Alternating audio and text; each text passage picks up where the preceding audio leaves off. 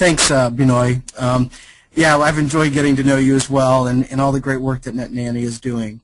As Binoy said, first of all, I'm a dad. I have a 14-year-old son, a 9-year-old daughter, and a 6-year-old daughter. And the parents' pressure today of really trying to protect our kids is so important. As we watch the news and what we see happening around us. It's so important and close to our hearts as parents to protect our kids, not just physically, but also their hearts and what's going on and how they see themselves compared to see how the world sees them as well. So I'm delighted to be able to just share some insights that I hope that each of you will be able to walk away with just a deeper understanding. We're on this journey together, and I'm learning a lot as well. But just a little bit about my background. After college, I worked at a rehabilitational treatment facility for inner city kids in New York, and I learned a lot about positive peer cultures and how healthy relationships are formed among kids. And then after that, my wife and I were house parents at the Milton Hershey School, which is a residential school in Hershey. We had about 72 girls go through our home in those 9 years. And it was really then that I began to really unpack bullying and looking at healthy relationships among teens, but also as well as in the elementary years. And my wife and I got to develop a week-long Girl Scout camp on friendships and relational aggression. And it was that time I worked on my master's degree, and I did a lot of my master's work on understanding peer culture and how that influences our leadership. But then after that, really working my way towards focus on the family, and I've been there for about 4 years. And since then, I've been doing a lot of consulting with different schools on how to establish a positive, healthy school culture, and what does that look like. So that's just a little bit about my background. But I thought what would be really good is just to kind of walk through what do bullies look like in a digital age. And so we'll kind of walk through these slides, and I look forward to our questions and answers afterwards. As you find out, I'm very much a conversationalist. I love to have conversations and trying to be a good problem solver, because each one of you have very unique situations. You have very unique daughters and sons, and how they interact with their peers. Each of them present different challenges and opportunities. And so there's no exact science to what we're about to unpack and look at. So that's why I look forward to our Q&A together. So as you can see this slide, you'll see through the different tiles that our kids are inundated in a social world. And the Pew Research recently released some new research here in March, actually, of this year. And this is what they found. They said 78% of teens now have a cell phone, and almost half of them own smartphones, which translates into about 37% of all teens who have smartphones. That's a significant increase since 2011. 1 in 4 teens have a tablet or computer, which is pretty comparable to the adult population. So as you'll see, even at that 12 to 17 range, is that they're competing technology-wise with us as adults. 9 in 10 teens, 93% of teens have a computer or have access to one at home. 7 in 10 teens with home computer access say the laptop or desktop they use most often is the one they share with other family members. Mobile access to the internet is common among American teens, and specifically the cell phone. So about 3 in 4 teens, ages 12 to 17, say they access the internet on their cell phones, tablets, and or mobile devices at least occasionally. They also found that 1 in 4 teens are cell-mostly internet users, which basically means that they're basically the only time they're interacting with the internet is through their cell phones. So they're not even sitting down at the desktop or their laptops, that they're engaging that through their cell phones. They also found that older girls, which I think is very unique to when we think of girls when it comes to kind of how important relationships are to them, are especially likely to be cell-mostly internet users. 34% of teen girls ages 14 to 17 say they mostly go online using their cell phone, compared to only 24% of teen boys. And as you're going to see in our next slide, this is just a great piece that was put together by Common Sense Media. Again, it's just another snapshot of where our kids are interacting at. We also know that you know, based on some research, and there's a lot of different studies out there that talk about how much really are our kids, you know, interacting with social media, but I've seen anywhere from 7 to 10 hours a day that our kids are consuming media. And so according to research by Pew again back in 2011, 88% of teens ages 12 to 17 admit that they've seen people be mean or cruel online.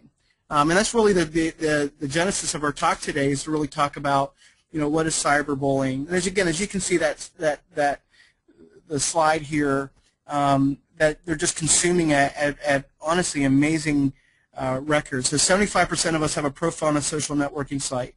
And you'll go see that Facebook, Twitter. I would say Twitter is very much a popular teen culture thing, probably more than for us as adults, that there's a lot of teens that are using Twitter as a means of communication. So as we look at our next slide, you know, what we're really talking about when it comes to cyberbullying? Well, typically cyberbullying is nothing, it's really no different than what, you know, we would see, you know, that we experience maybe on the playground or in the hallways or even at home. You know, basically is when someone is harassed, victimized, or threatened or shamed with the use of technology, right? So that could be cell phones, computer tablets, computer games. You know, there's not a lot of research that's been done, but there's definitely a lot of that as kids are playing their Xbox or on Xbox Live or PlayStation, or they're playing PC games, as they're interacting with a lot of other players, that there's a lot of forms of bullying as well going on in that world as well. And so what's that look like? So through social media, right, that's typically Facebook, Twitter, YouTube, as well as text messaging, as well as so the technology is really accessible to our kids 24/7, but then there's a lot of different ways in which that's happening, as you will see on that slide. So I'm kind of going through this quickly because I like to really just get to the questions and answers. So, but what does this look like, right? What does cyberbullying look like? Well, typically, right, it's spreading rumors through Facebook or Twitter.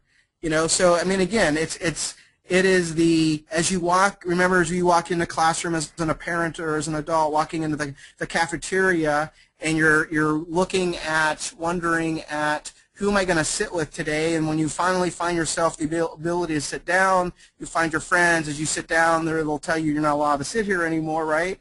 Or it's, you know, they turn your back or give you the cold shoulder. Actually, they'll get up and walk away. Well, the digital space allows greater access to that. Those hurtful interactions. So again, spreading rumors through Facebook or Twitter. It could be someone anonymous threatening to hurt or beat you up in a chat room. Someone who can creates a profile of you on Facebook or Twitter who pretends to be you, sends out messages that are sexually suggestive. I wrote a blog post yesterday on Dad Matters about some things that are happening especially in the teens right now, about setting up these pages and just really being suggestive in pictures, or, you know, hey, here's my phone number. You know, things that we probably would see on a bathroom wall is now being set up in the social media. Someone could steal your password to your accounts. You know, one of the things that we saw as well as in dating violence is we see that going up among teens as well, that one of the #1 ways that dating violence is happening is really through stealing passwords to their accounts, or and then saying things about them, trying to control, you know, their partner, so to speak, their dating partner in regards to that. So that's another form of how we see that happening. Then it could be intentionally excluding you by not inviting you to parties to get together. So as your friends are texting or putting things out on Facebook, again, specifically excluding you from being a part of that. So these are just some examples. I'm sure there's lots of other ones that are out there. But again, when we look at cyberbullying, it's not different than what you would have experienced in school or in another, you know, kind of community setting. It's just that technology is allowing that to happen more aggressively, and from a child's perspective, even from a teen's perspective, that once it gets out there, especially in social media, so you could sit down at your cafeteria, right, sit down at the thing, and the kids could walk away. You know, you kind of feel like that's an isolated incident, even though it's very devastating if you're the recipient or victim of that. But it's another thing when you feel like it's out on Facebook or Twitter. Then you feel like everybody knows, the whole world knows. And that's very devastating, especially for our kids. So when we look at the next slide, what is the big deal? What's the impact of cyberbullying? And is it the same? And it really isn't. And so there are kind of 4 things I really want to help unpack. And I think this is really, really, really important for parents to understand. I think the number one thing is the power of shame. We don't talk enough about the impact of shame when we talk about bullying. Shame is really that master emotion that says you're not worthy of love and acceptance. And it's beyond just the issue of performance, right? Well, I didn't do something right, or I said the wrong things, and there's some kind of shame associated with that based on I didn't really perform to the expectations. And we see that in our kids, right, as parents. We can say, hey, you didn't really do what I expect you to do. There's an amount of shame for them, and we work through that with them, through whether that's, our discipline or, the love that we show them. We kind of work through that with them.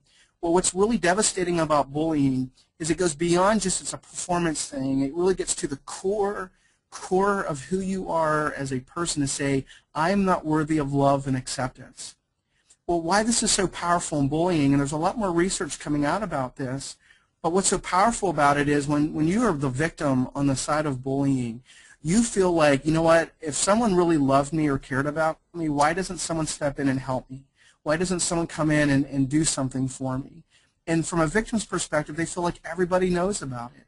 And so that what that does is it really creates this issue of silence. So you'll see that a lot is like, well, no one really knew that they were experiencing this, or we didn't really know. It's because no one really wants to talk about it. And so when you have that real strong sense of that, of knowing, wanting to talk about it, that just leads to greater at-risk behaviors, that leads to greater hurtful behaviors within that culture. And so again, as I said, the impact of social media escalates that. It elevates that to a much greater degree, because then you really do feel like everybody knows about it. And so it really is powerful. So I think as a parent, when you think about that, when you think like, well, if I just ask them if anyone's bullying them, typically your child's going to say no. They're not going to really acknowledge that. I'll give you a real quick example of that. My son, we had homeschooled my son for his first 2 years. He was going into 3rd grade, and we had to make some changes, and he was going to public school. And when I asked my son about how his day was, he would start from the moment his feet hit the floor out of bed, and he would go throughout his entire day of everything he did. It's just kind of how his mind was wired. Well, one of the things we started noticing while he was in public school was this issue of he would start asking him how his day was. It was good. It was good. It was fine. He was very general in his descriptions. And then we start noticing some impact on his grades, and we started knowing some other signs. And we'll talk a little bit more about that.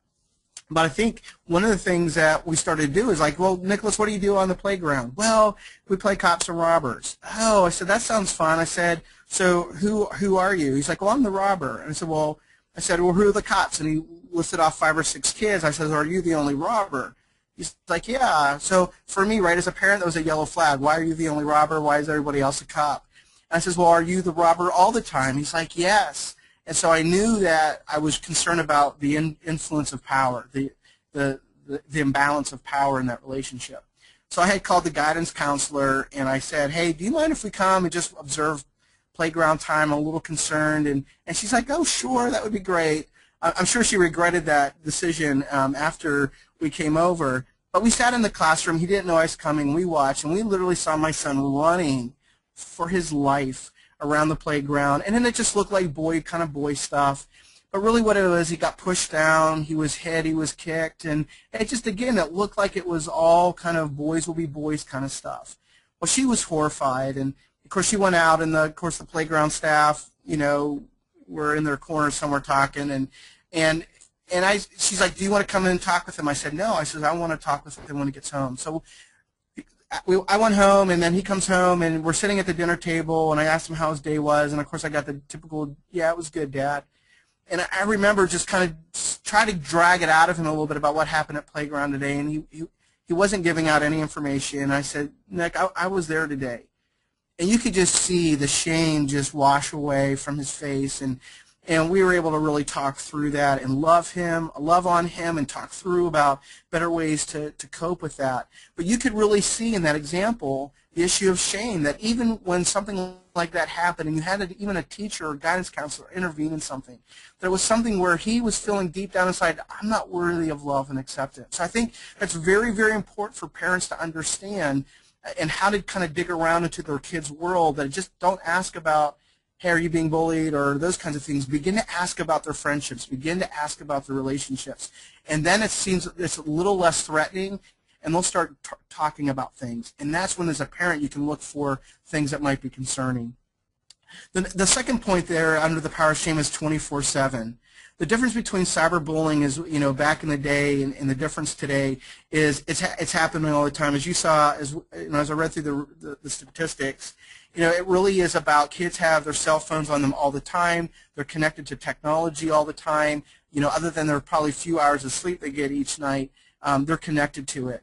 And so I think part of the difference is if it was happening in the playground, it was for 40, 50 minutes, I could avoid it possibly, or if it's in the hallway, I can avoid it. But with technology, it's access 24/7.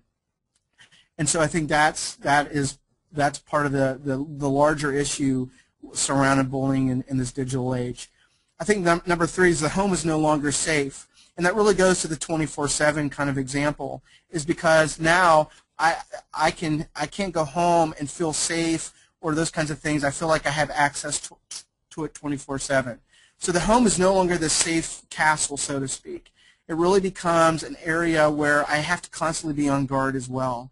And I think, again, that lends to the severity of some of the issues that we see playing itself in culture, where kids feel like they need to kill themselves. When we get into some of those really serious issues, it's because there's no longer any safe place that I can go to find refuge.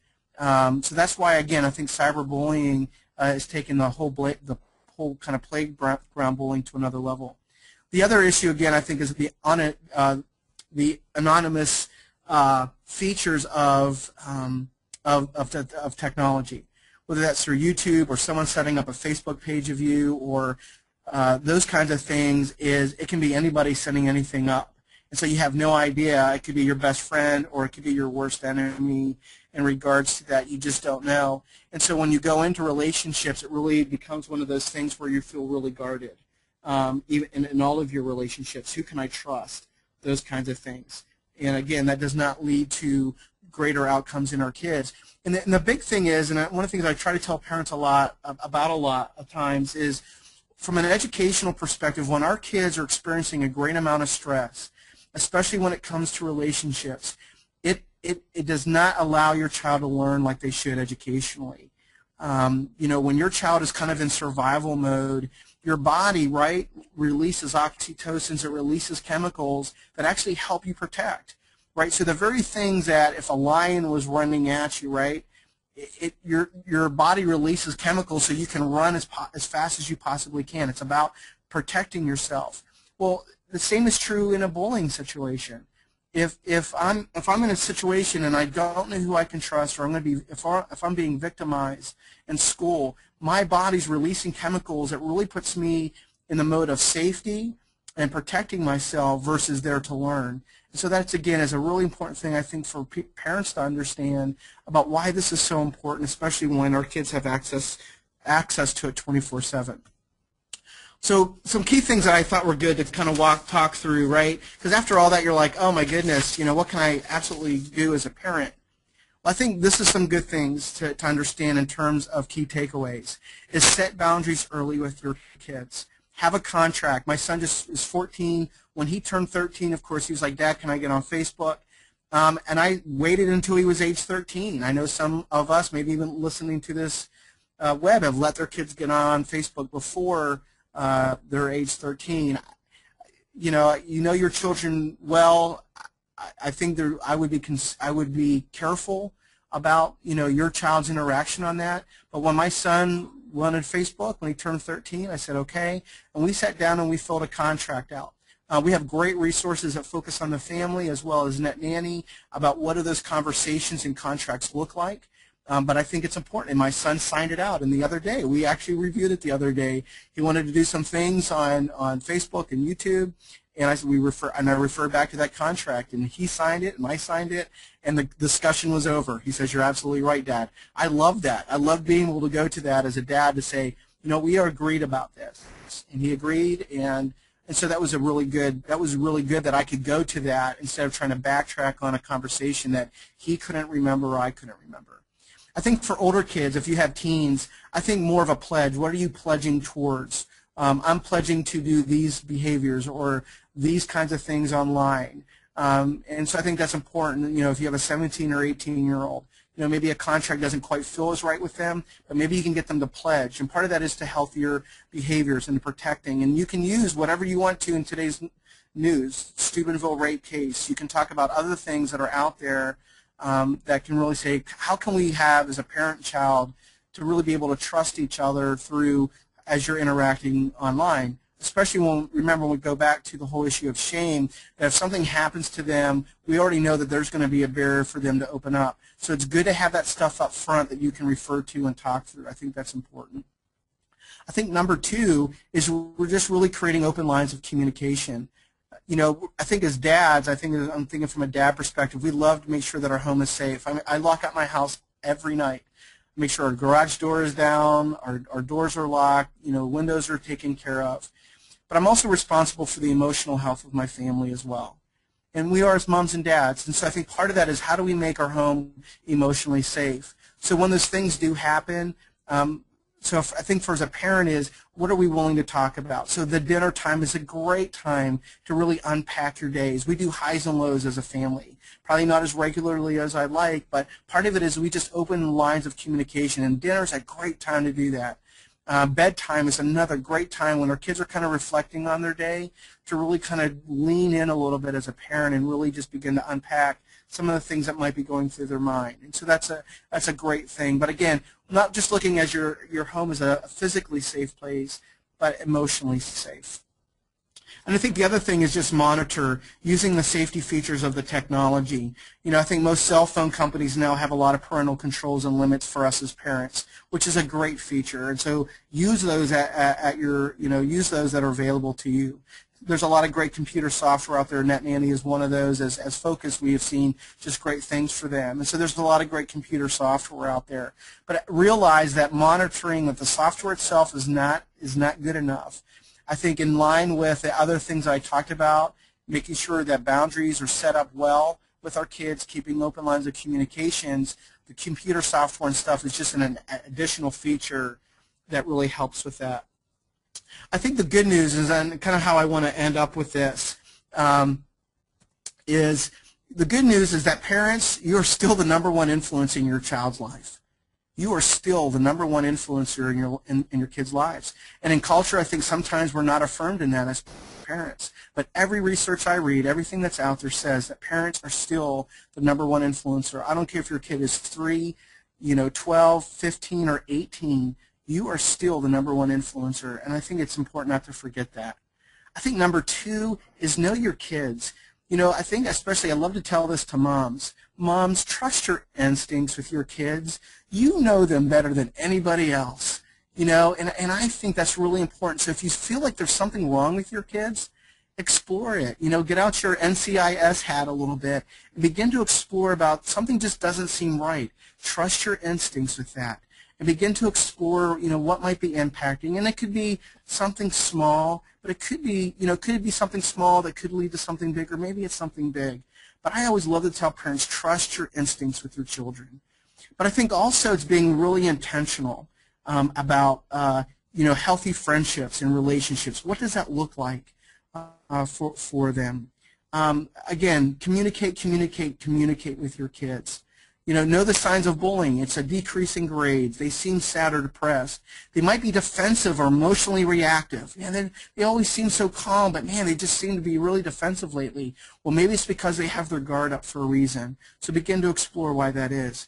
Maybe they no longer want to participate in certain activities, or they want to steer away from certain people or situations. So again, you are wired to love and guide your kids. You know them better than anyone else. So pick up on those signs with your children. And so I think those are just some important things to understand. One of the other things I want to address before we get into our next slide, and I'll turn some things over to Benoit, but one of the things I saw some comments on Facebook about, hey, I'll just take away the technology from my kids. This is the problem. The problem with that is, yes, you need to know their use of it and setting better boundaries up. You know, maybe it's only 1 to 2 hours of media time they have today, providing opportunities for them to unplug from their world. And I think that's important for them to do. But it doesn't take away the pressures that kids are still in school using technology to possibly hurt others. So just disconnecting your kids from it does not solve the problem.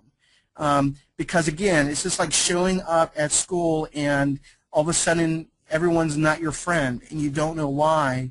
Imagine that within the use of the digital technology. So people are now tweeting about it. People are now sharing maybe photos of it. They're sharing things about your children that have tremendous impact on who your child is. So just unplugging them from it still does not remove the fact that they have to continue to engage with those same kids. So I think as parents, it's just being really intentional in understanding who they're interacting with, those kinds of things, and kind of getting into the world. So, that's what I have. I'll turn it over to you for the next slide. Thank you, Roy. That was tremendous. I was watching and listening. I'm really glad you helped us out here. Would you just click the button and get us to the next slide? We have a gift for you for having come on and participated with us. We have this combined focus on the family and content watch Net Nanny. We will, for everyone who came on this live webinar, we will send to you via email a copy of a contract that Focus on the Family uses and the one that Roy just talked about, so you too can have some means and vehicle to have dialogue, communication with your family members, your loved ones, your children. And we will send this to you. You're also welcome. Coming in the month of April, we're going to have a new product from Net Nanny called Net Nanny Social. And what it does is allow you to monitor, just with one screen up on the computer, all of your children's social networks. And it has a little, like a speedometer that says, hey, warning, you got some bad language or bad pictures. It's almost like an indicator. It's not a blocker, but it's a monitoring device. It's called Net Nanny Social, and you're welcome in the month of April if you want to purchase it. Use the code, promo code NOBullies, and you'll get 20% off. This is just a thank you. This product is made specifically to help with the management of social media, and particularly keep an eye out for predators and predatory activities, which include bullying.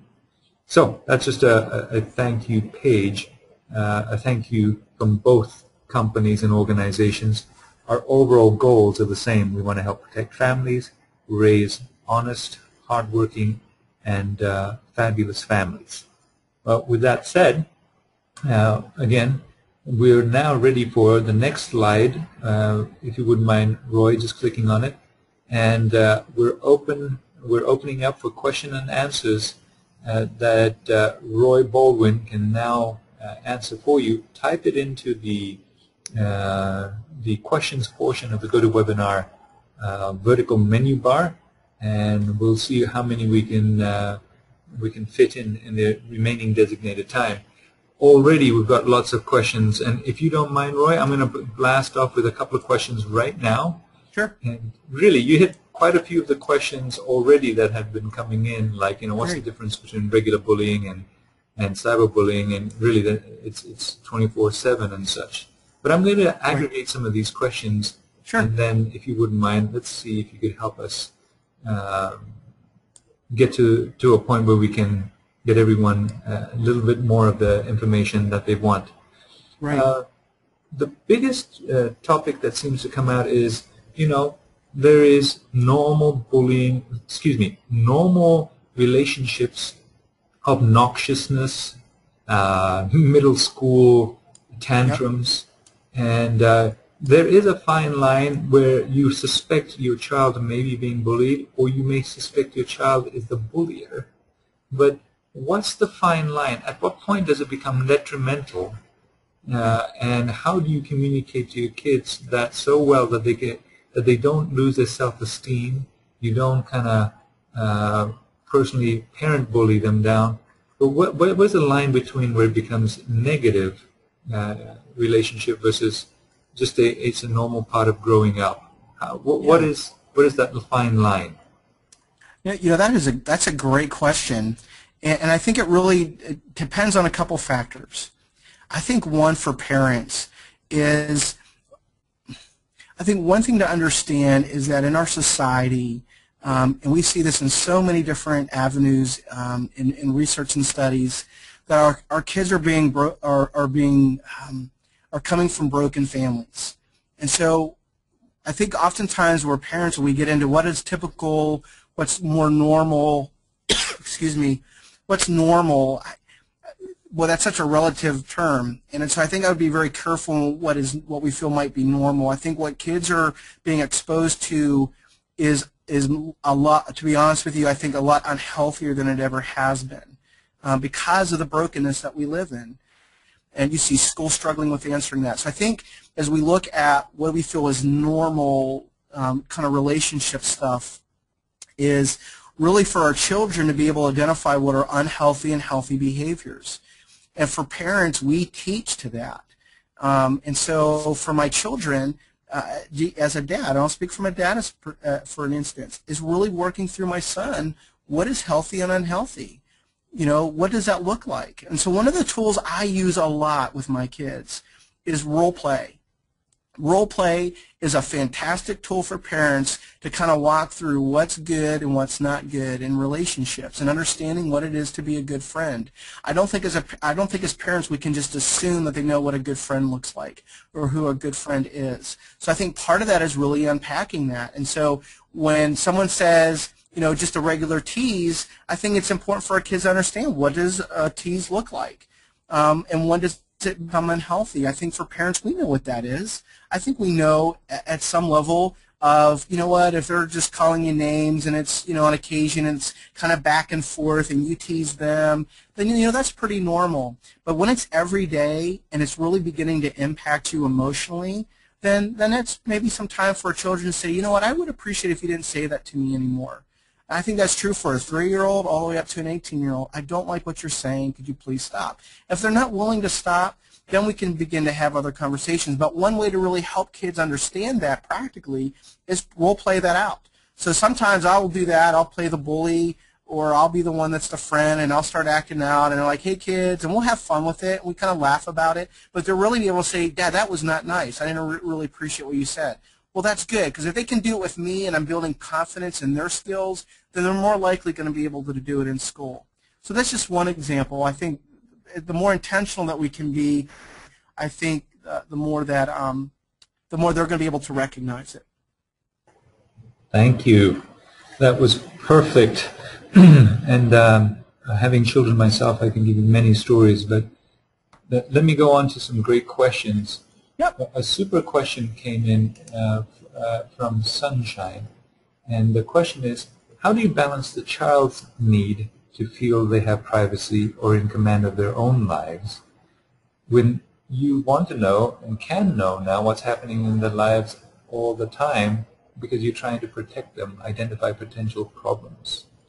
That is a great question, and I don't know if there is an exact answer to that. I think, you know, I don't think that's one of those things that we just have a cookie cutter and can, you know, want to place on all of our kids. I think we need to know where our kids are emotionally and developmentally. I think there are so many different factors, but I think, again, like I said, I think for as parents, really trust your instincts with your child. I do think that's where the contract, depending on the age of your child, Sunshine, I think it just depends on the age of your child. So is that a contract? Is that a pledge? It's those kinds of things, because ultimately, right, we're going to be launching our kids into this world, and we want them to have the right skills to be able to go and have confidence in who they are without mom and dad, you know, us being those kind of helicopter parents over our kids, because we're not really teaching them anything. And so, you know, I don't know if there's an exact answer to that. But I think, having things up front, I think talking through those things, again, depending on the age of your child, is just really important. So, and that's one of the things I try to do with my son at the age of 14. I walk a fine line as a parent of really what that is, and really knowing him and what he's capable of doing each and every day. And that's true for my 9-year-old daughter and 6-year-old daughter as well. What are appropriate boundaries for them? What do I know that they can't and can handle? And sometimes when I give them a leeway, I find out it's like, I don't think you're ready. You're not mature enough to handle this yet. And we do that through some trial and error.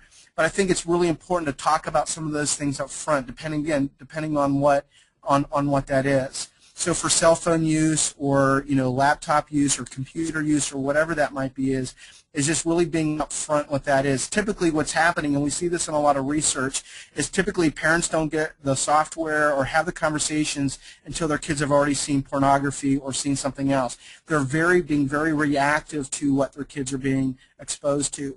And so I think as long as you can try to stay ahead and being proactive, talking to them about it, being intentional about that, I think you're going to know when they're ready to take on more. And maybe even giving them some small opportunities to see if they're ready to take on more responsibility with technology or friends or those kinds of things, is giving them some opportunities to see if they're ready for it. And that'll give you a good indicator for how to best move forward. Thank you, Roy. I've got a. I hope that was helpful. I absolutely think so. And again, everything is so personalized and unique. But there's a question that's just came in from Kim that's been actually asked about 8 times. So let me see if I can summarize this. Okay. Okay. It's a really good topic, and it's actually about the way to interact with your own child or children. Particularly in terms of them either being the victims or, even more importantly, them actually being the instigator. And really it comes down to this. And I'm going to read you little excerpts to give a little bit of color, and then I'd like to leave it to you. Where the questions go like this: how to give pep talks to my 11-year-old son about bullying in school and online. 2, what to do if my child is the bully. 2, how to talk so that you can extract information from them when they're in shame or that they feel like, I'm sick of it, I'm tired of the rumors. All of my children have gone through this personally. I can tell you I know this from experience. It's all about how to talk, and if you've got examples of how to actually say the words like, Johnny, such and such and such, if you can give some specific examples and just weave a little bit around this, Roy, that would be superb. It is a consistent theme and a need for all parents. Yeah, and those are great questions about how to best do this. And I will say, with all the kids that I've worked with and the situations I've dealt with both in schools, that each one is very unique in nature, and that's because each of our children are unique in nature. And so I wish there was a very kind of clear-cut, kind of an exact science way of doing that. That's why, in the presentation I talk about really know your child. And I really want to encourage moms especially, but dads as well, that you need to trust your instincts when it comes to your kids, what they're capable of and what they're not capable of. So I think that's a good foundation just to kind of lay in regards to that. So what if you find out, so Benoit, help me out. So really the question is how do I best engage, right, conversationally with my kids about if I find out they're maybe being victimized or they're being a bully, correct? Yes, and to a point where, they're sort of almost in despair or they don't want to talk, just like your example of your boy. And they even go so far as to say, I don't care if I go to jail or boarding school or anything, I just don't want to talk about it or don't want to deal with it. How can you communicate and get them to open up? Yeah, well, that's hard. I think there's a couple ways to go about that. I think as a parent, at the end of the day, we are responsible for our homes. We're responsible for our children. And I know there are many days when my children do not like the fact that I am probably their father because of some of the decisions that I make overall, because I know what's in the best interest of them and our family. And so I think when it comes to protecting the minds and hearts of our kids, they're definitely at times are going to have a hard time taking direction from us. I think at the end of the day, it really is us becoming very proactive in this. And one of the things that I often hear from parents, and maybe this will help with this, answering this question. If I'm butchering this, Kim, I really apologize. I hope things don't get lost in translation. But I think at the end of the day, I hear from parents a lot, well, I don't want to make things worse for my child. And I think one of the things with that is I get that, and that's why it's important to know your kid. But at the end of the day, I'm not going to be, if I know that a situation is not safe for my child, regardless if they're the bully, regardless if they're the victim, if I know they're putting themselves in situations that are hurting themselves or hurting others, it's like sending my kid out to play on the freeway. I really don't care if my son or daughter cares for me at that point, or if the other people on the freeway really care that I'm running out or doing what I need to do. I am going to intervene as a parent. That's what we do, because we have our children's best interests in mind. And sometimes do we miss on that? Absolutely. But I think this is where you kind of lean in and try to intervene in a way that ultimately is to their best interest. So I would have conversations with whatever that situation might be. I might engage with the teacher. I might engage with, whatever that situation might be. Whoever's kind of in charge, I would begin to have conversations about your concerns. And again, not to try to make life more miserable for your children, but ultimately it is being the adult in regards to creating that environment where they feel safe. If you don't feel like you're getting anywhere with the teacher, go to the principal. My situation with my son, I pulled in a guidance counselor, and she was horrified about what was going on. And so part of that is just being really intentional about getting the right people on the same page. And then also, so that's kind of a reactive way of dealing with it. I think very proactive ways that you can deal with situations like this is get to know who your kids are hanging with, invite them over for dinner, have over for a game night, get to see who your son or daughter's friends with, get to see how they interact with each other, see how they talk, see how those kinds of things are. That's going to be very, very insightful for any parent to best know about what are the social influences when we talk about that. I mean, one of the things we haven't really talked about, Benoit, is really getting into the whole issue of bullying. Our children have a lot of pressure to fit in and feel accepted. And I think the more that parents understand what those influences are in their children, the better decisions they're going to be able to make about what's in their best interest. So regardless if they're the bully, regardless if they're the victim, there's a lot of similarities between the two. Just one is much more in a power position, and the other one is not. And so I think part of that is, again, is those interventions that need to go in. Again, we could talk more specifically about victim, how I would approach my child if they're the victim, and how I would approach my child as a bully. But for a parent, I think overall, in general, it's don't be afraid to engage. I think oftentimes we're afraid of engaging, maybe because of our own situation. I can tell you the parents I talk to and talk about their own bullying stories. So I think part of that is just kind of working even through our own emotions of talking about that, and maybe in emotionally just relating to our children about our own experiences as well could be very helpful for our kids to come to a better understanding of that. And if they just don't really care, then part of that is just kind of working through that. I think there's some really great counseling that's out there, and those other ways to approach it. So again, every situation is so different. It's hard to give one blanket answer to that, Benoit. But hopefully, Kim, I hope that answers your question. If not, please feel free to reach out to me or to us at Focus. I would love to unpack, very specifically what your situation is. You can find that out on our blog, or Dad Matters blog, where I'm one of the bloggers, and I have my email and my Twitter as well. So please don't look like I'm gone after a few more minutes of this. Please feel free to reach out. I'd love to talk or interact with your situation.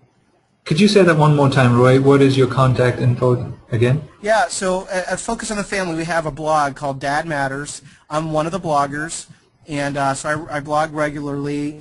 And on my bio page, I have my email address as well as my Twitter feed. I'm not on Twitter as much as I probably should be, but you definitely has my email. If they have a very specific situation that they would like to talk through, I would love to interact with them through email.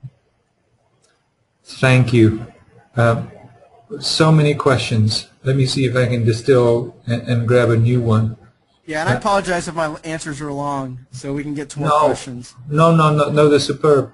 There is, and maybe you've learned this specifically with all of those girls that you had in their house at one time, but what words, can you give an example of if you think someone is a victim of how you would bring up the topic and then steer them? Do you have any specific conversational examples that you could have? I think parents would like to hear your technique particularly.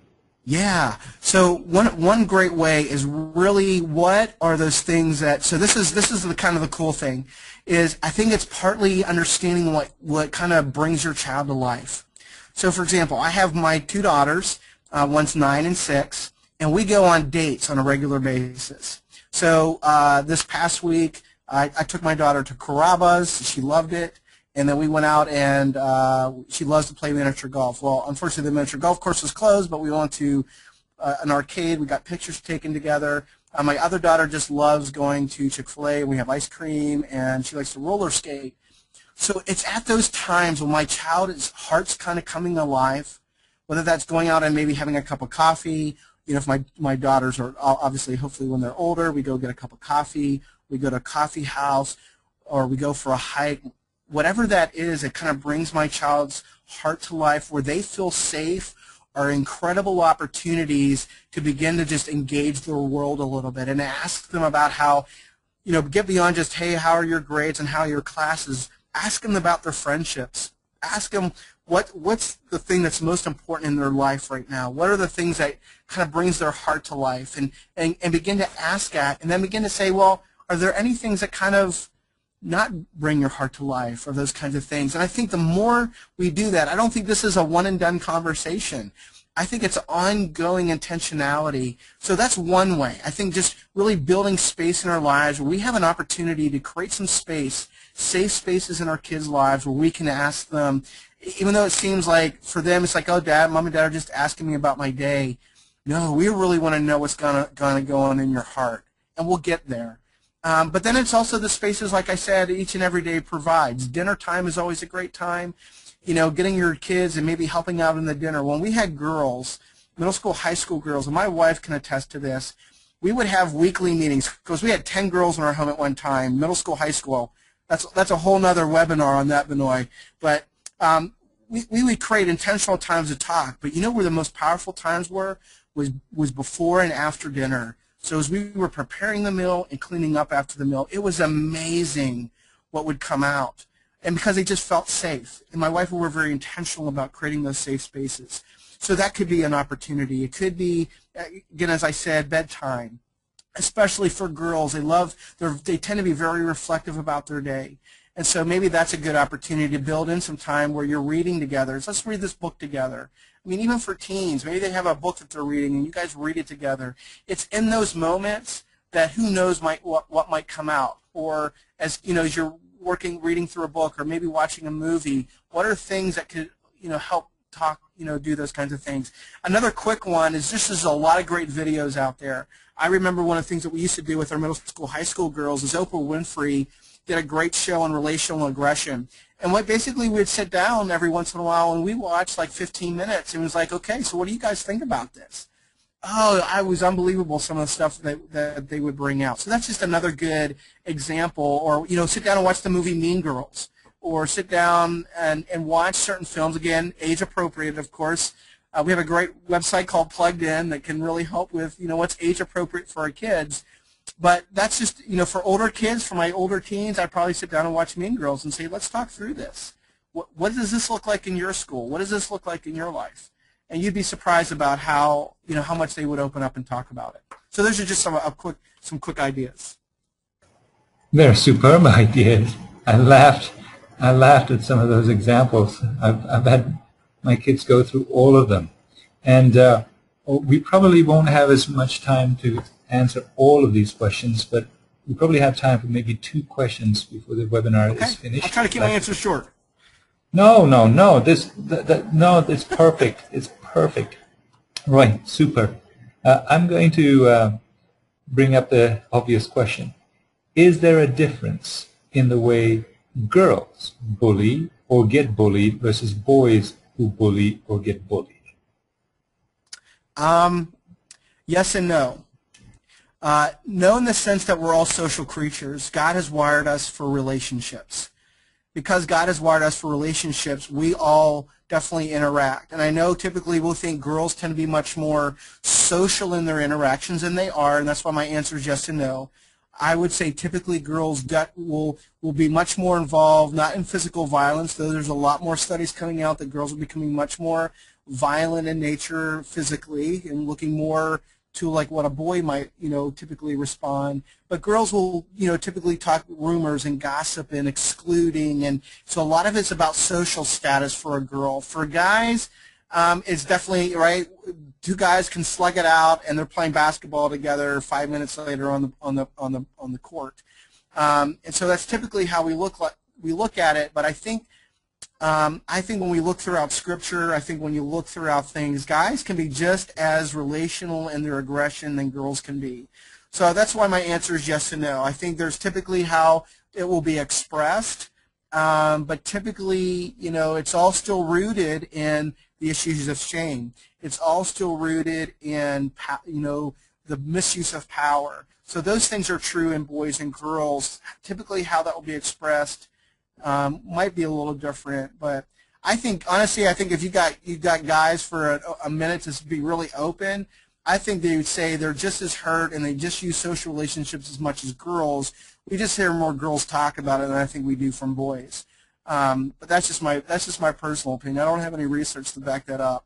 But I think all of us again are social creatures. We're wired for relationships, and when we're hurting, we tend to inflict hurt and pain in those relationships, regardless if they're physical or emotional or mental in nature. Thank you. This is the last sort of aggregated, I'm trying to kind of lump these questions so I can try to get as many people's questions answered. And this will be the final question. And then please, any concluding thoughts that you may have, Roy, would be wonderful. And that way we can keep, everyone's got busy lives, but it's been great to have so many people still with us from the start. So is there a difference that you see nowadays with cyberbullying, with all of this constant 24/7, when it comes to their relationships that the kids then have, not just between each other because of the way they talk, but between them and the parents? Does this cyber world create either a positive or a negative impact on the relationship to their parents? Because we are the parents on this call, on this webinar. So yeah, that's really a good question. That's a great question. It's a great question from our attendees. And please go ahead. Yeah, actually, I just saw someone tweet out. They read a recent study where that teens are actually listening more to the advice they get online than they actually do their parents. I need to dig into that a little bit more. Studies can basically get them to, studies today can say pretty much anything you want them to say. I haven't really looked into that a whole lot. But this is what I do know. Christian Smith, he's a professor at Notre Dame, has written a couple great books, Souls in Transition, and it's really kind of a longitudinal study on kids, basically their faith practices. And a few years ago, parents really wrestled with, kind of my kids walking away from the faith. This is what Christian Smith found, and I think that this is again where the encouragement for parents are at in this, is that parents are their kids' number one teacher, they're their number one parent, they're their number one pastor when it comes to that. So when parents are being intentional, and I don't mean in a kind of controlling, helicopter parent kind of approach, but they're really being intentional about leading their kids well, launching their kids well into independence, that they're going to see good and great outcomes in their kids. So when you're intentional about Bible reading and devotions and prayer time together, and when you're intentional a lot of those things of kind of doing life together as a family, you're going to see good outcomes. One of the things that was really interesting in Christian Smith's research, that one of the things that really helps a kid retain their faith is actually being teased and ridiculed, which I thought was really fascinating. But part of it is because they're so rooted well, their deeps go so well for kids, is that when they're faced the storms of life, they're really resilient, and they're able to actually articulate their faith well. They're able to say, you can say what you want about me, but I know it's not true because of this, and they're able to articulate that. So I think part of it for parents is to understand that you are the #1 influence. I am 44 years old, and I still go to my father. I praise the Lord, he's still alive. But I thank you for the influence he's had in my life, and I still go to my dad. So we never kind of outgrow that as sons and daughters. And so I think part of that is just we have to realize that we're still those creatures that long for our parents' affection. We long for their approval. And honestly, when we're not, we're going to get it somewhere else. So I think the more we're about that, I think the better outcomes that we're going to see. There are no guarantees with this, and I think anyone can attest to that. But I think the research continues to validate that mom and dad still matter, even in a digital world. And understanding the pressures they feel just is better information for parents to make better informed decisions about what could possibly derail their kids from achieving the things that they as parents, we aspire our children to become. You're spot on, and already the thank yous have been coming in on the website, on the webinar question line. Roy, thank you so much. You've been tremendous. This has been awesome. It has been great, and all of you who have attended, you're welcome to leave any comments and any thanks to Roy online. That way he can also be thanked for his volunteering of his talents and his experience. We all appreciate you coming and attending this great webinar. It is a recorded webinar. We will send it out to you, and you will get copies so you can forward it to your friends and family members and share it with loved ones. We all need to work together. And thank you again. Lots of thank yous coming in, Roy, from Wanda and Priscilla and Kim and everybody else. For all of you who have joined us, we appreciate it. Thank you, and thank you, Gina, for your comments. Thank you so much. Until the next time, Roy, any closing thoughts, and then we'll close it for everybody.